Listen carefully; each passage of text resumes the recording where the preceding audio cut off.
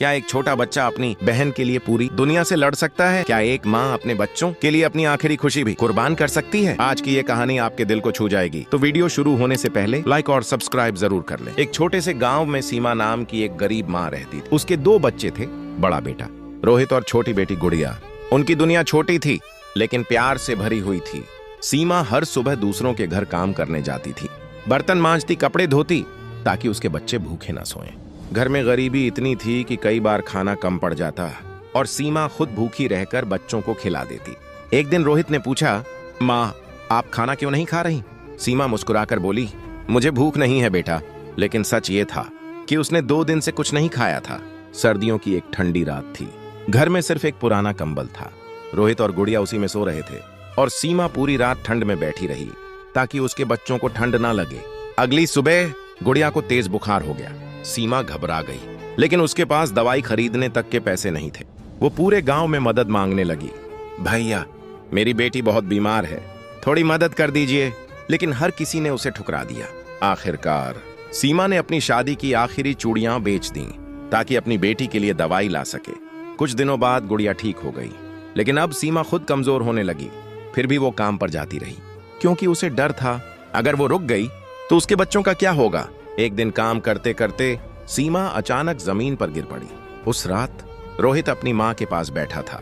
सीमा ने धीरे से उसका हाथ पकड़ा और कहा, रोहित अपनी बहन का हमेशा ध्यान रखना। रोहित रोने लगा और उसी रात सीमा ने आखिरी सांस ली। अगली सुबह रोहित अपनी माँ को उठाने लगा, माँ उठो ना। लेकिन इस बार सीमा नहीं उठी। गुड़िया अब भी सोच रही थी कि उसकी माँ सिर्फ सो रही है। उस दिन उन दोनों बच्चों ने अपनी पूरी दुनिया खो दी। अब रोहित सिर्फ 10 साल का था, लेकिन हालात ने उसे समय से पहले बड़ा बना दिया। वो चाय की दुकान पर काम करने लगा ताकि उसकी छोटी बहन भूखी ना सोए।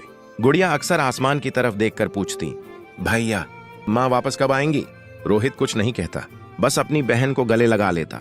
एक शाम दोनों भाई बहन एक दूसरे से लिपटकर रोने लगे, क्योंकि सच यही है, माँ के बिना जिंदगी सच में अधूरी होती है। कुछ साल बाद माँ के गुजरने के बाद रोहित ने एक छोटी सी चाय की दुकान खोल ली थी।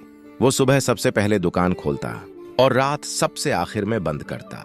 छोटी सी दुकान, पुराना चूल्हा और आंखों में बड़े सपने।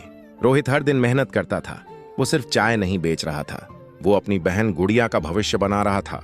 वो गुड़िया की पढ़ाई का पूरा ध्यान रखता था, उसके लिए नई किताबें लाता, उसे स्कूल भेजता और हमेशा कहता, तुझे खूब पढ़ना है ताकि तेरी जिंदगी हमारी तरह मुश्किल ना हो।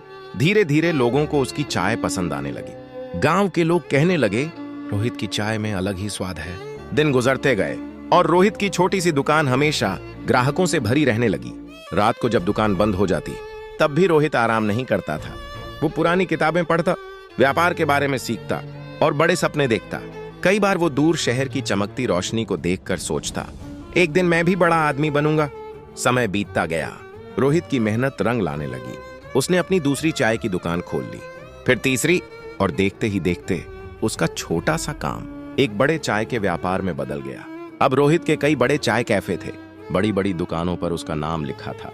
लोग दूर दूर से उसकी चाय पीने आते थे। अब रोहित गरीब लड़का नहीं रहा था।